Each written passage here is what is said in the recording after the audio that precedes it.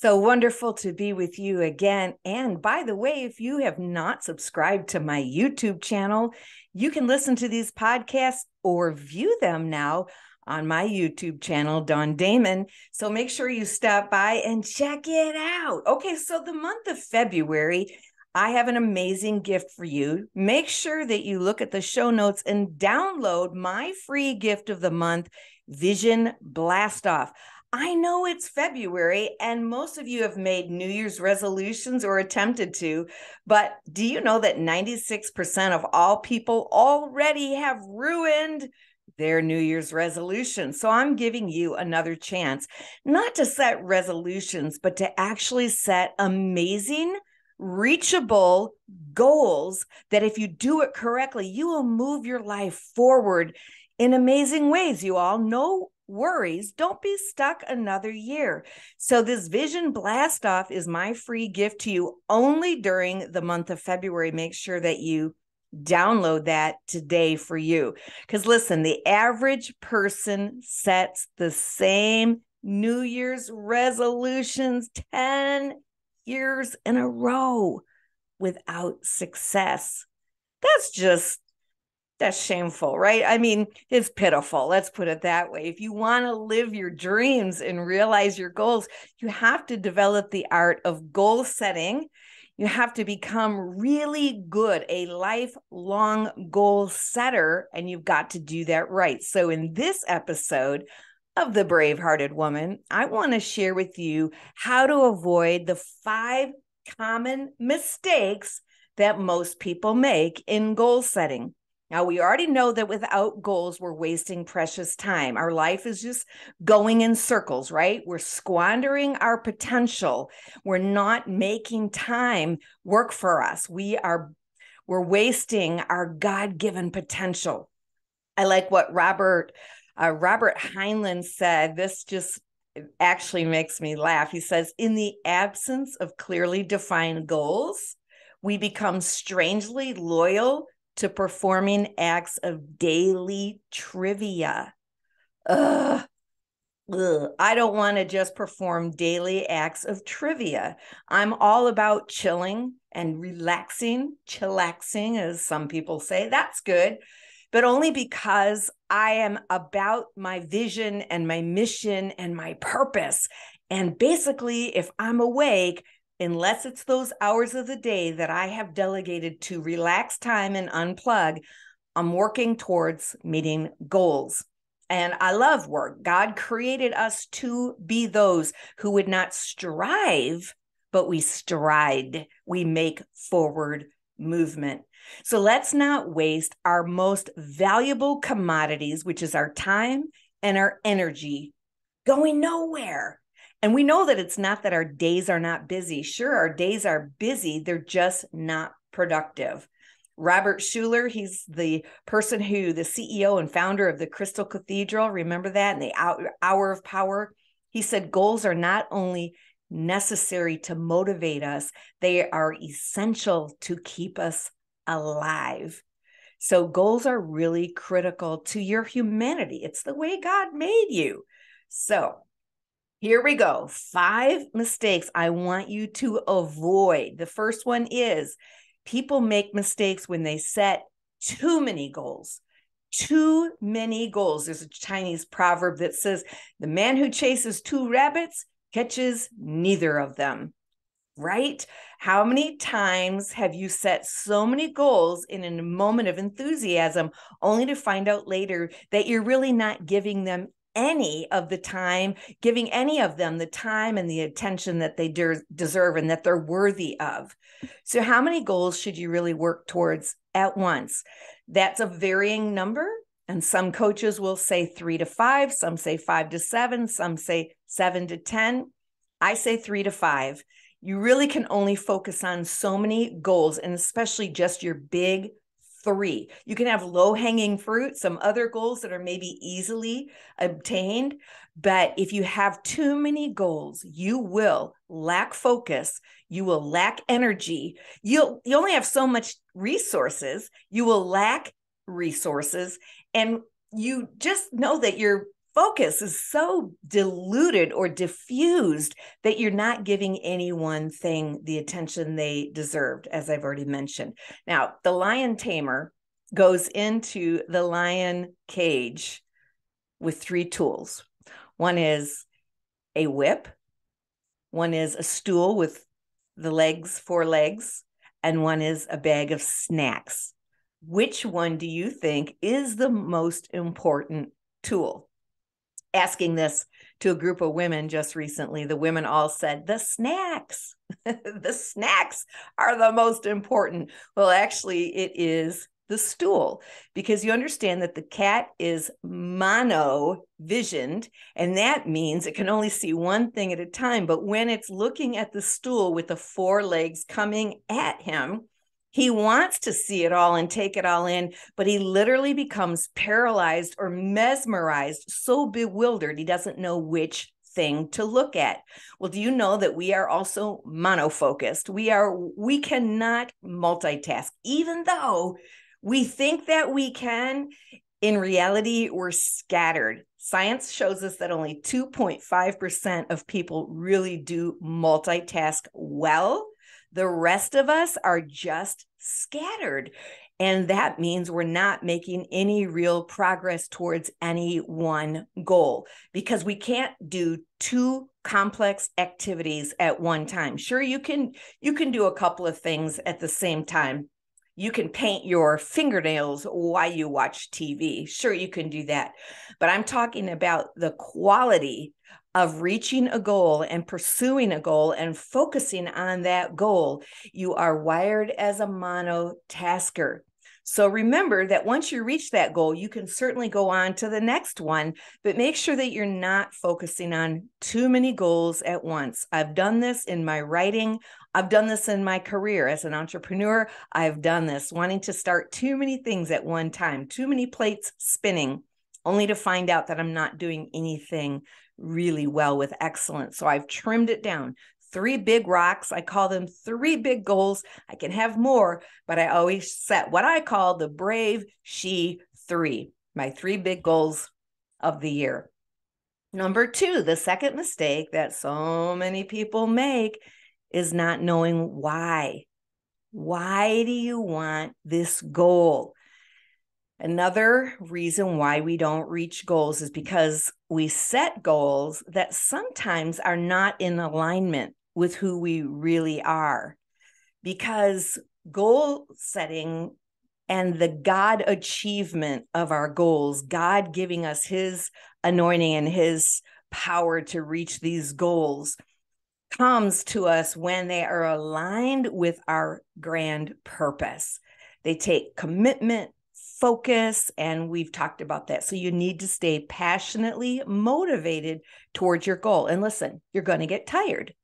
When you're going after a goal, after a while, you get bored, and boredom happens. You get tired and exhausted. Sometimes you don't see results right away, and so you get weary. And if you're not connected to a why, the honorable reason, why do I want this goal? Then you'll not continue forward. You might discover that you don't want it. It might be what somebody else is expecting of you. It is what you think is expected of you, or you feel guilted into it. You know you should do it. You should want it, and you start shoulding on yourself. But the truth is, you're not really motivated. And how you're going to get a goal is one thing. But did you know that a why I want a goal is 70% more powerful than how I'm going to reach it? In fact, sometimes the how am I going to get this in our vision is something we just surrender to God and say, I don't know how the whole thing is coming together, but I'm going to take this next baby step. So expand on your goal setting and add your why. Why do I want this? How will I feel when I reach this goal? What will it mean to me if I reach this goal? How will my life change? How will the lives of those that I love change? What will it mean for my family if I were to reach this goal? What would it do for my confidence and my self-esteem if I were to reach this goal? Why do I want it? And what will it cost me if I don't reach the goal? And can I live with that? So make sure that in goal setting, you also connect to your why. Like I said, you're 70% more likely to reach it if you know why you want it. And also it helps you determine if it's aligned with you. Again, it might be someone else's goal for you, maybe not your goal for you. And did you know you're much more motivated to do something that you want to do than to do something that someone else wants you to do? Yeah, it's true. Number three, the third mistake that we make in goal setting is that we have a failure to identify the habits that could get in our way. Poor habits can derail you, can't they? Yes, they can. And let's say, for example, your goal is to get up an hour early every morning. I need to get up earlier. I'm going to set my alarm and I'm going to get up at 6 a.m. because I want to journal and I want to pray. That's my goal. Okay. But you have a habit of scrolling on Facebook. Ouch. Yes, till the wee hours of the night, perhaps. How likely are you to reach your morning wake up goal? So identify the habits that you have currently that might be working against you. What are those culprits? What's going to sabotage your progress? Find out what those are. Be proactive. Say, you know what? This habit of mine is a bad habit. It doesn't serve me well, and it's going to get me off course, because ultimately reaching goals is always about discipline and habits. It's always connected to that. You're not going to reach your goals without some really good habits and some strong discipline. So what are the things that you must habitually do to reach your target? And are there any bad habits that will sabotage them? I like Dwayne The Rock, right? Dwayne Johnson. He says, success isn't always about greatness. It's about consistency. Consistent, hard work leads to success. Greatness will come. Be consistent with good habits and discover what things in your life derail you. And then set a safety plan to keep you intact, knowing that that bad habit may crop up.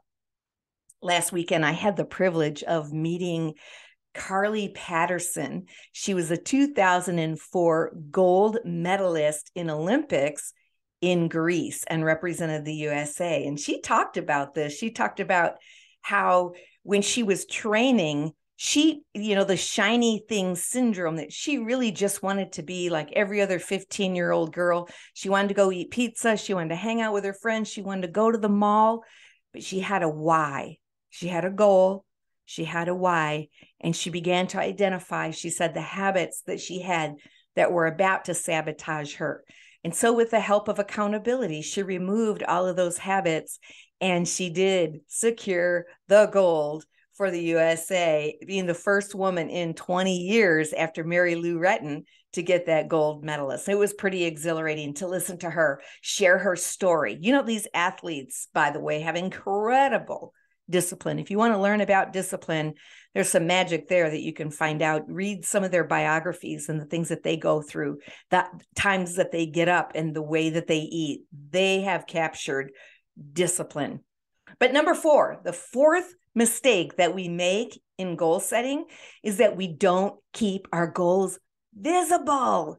Yeah, so many people will write their resolutions or goals and they put them in a secret, safe place and never look at them again.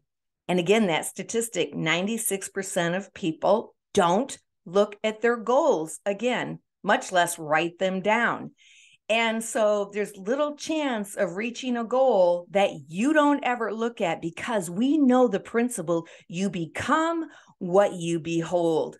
God's word even teaches us that you become what you behold. If you don't see your goals in front of you on a daily, twice daily, regular basis, you've really not given your brain any target. And remember, your brain is a magnet. It is a goal-seeking missile looking to hit a target. And without a target, guess what? If you aim at nothing, you'll reach it every time.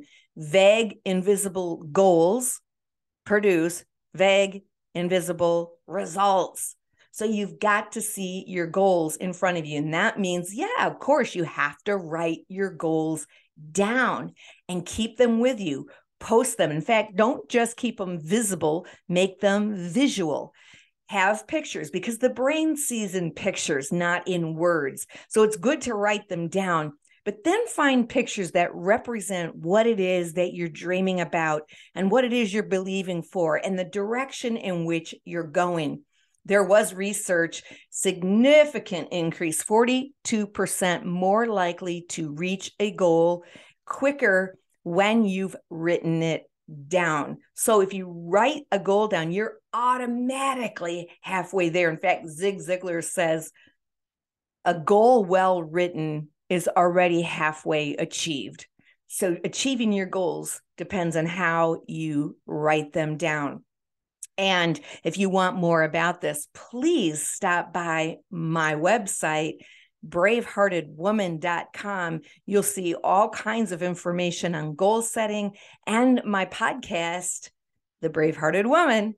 So make sure that you listen to even last week's session on goal setting, last week's episode. All right, so the brain sees in pictures, so it needs to see, what is it that I'm believing for?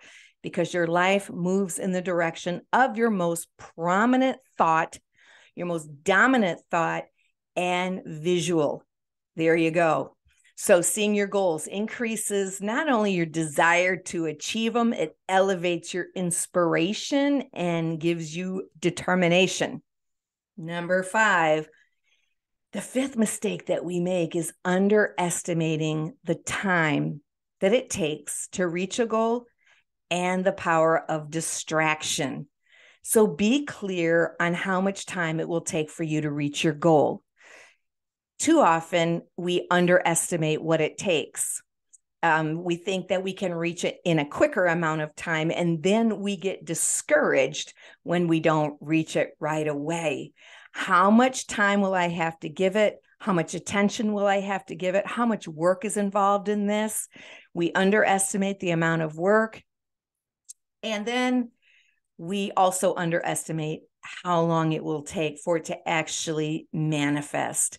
So we bite off more than we can chew. We say yes to then too many other things because we think that this goal, reaching this goal, won't take that much time from us. So then we get distracted with the other things that we said yes to.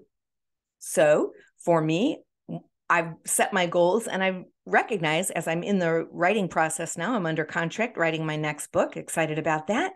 But I know that it's going to take me X amount of time. Here's what I figured out. I need to write 40,000 words. That means I have 12 weeks to write 40,000 words. So divide that up. That means I have to write 2,500 words a week, which means I have to write 500 words a day if I want the weekend off. Oh, don't check my math on that, but I think I'm fairly close on that. I know I have Monday through Friday, I have to write 500 words to meet my deadline. So have you done that? Have you decided what will it take for me to reach this goal? Reverse engineer it. How much time do I need to give it every week, every day? What do I need to do every morning to make sure that I'm headed in the right direction in meeting this goal? Those are some of the mistakes. There's more, but those are 5 of the most common mistakes that we make in goal setting. And I'm dedicating February to help you reach your goals and set your goals. Next time we meet, I'm going to talk to you about making your goals brave. Yes, you knew I'd come up with the word brave. It's my rendition of SMART goals. It's really good. You also make sure that you stay tuned and that you meet with me next week on my next podcast. And once again, don't forget the YouTube channel. So that's what I have for you today. I hope this has been a blessing to you. And I'm going to leave you like I always do with a small modification. It's time for you to find your brave and live your dreams.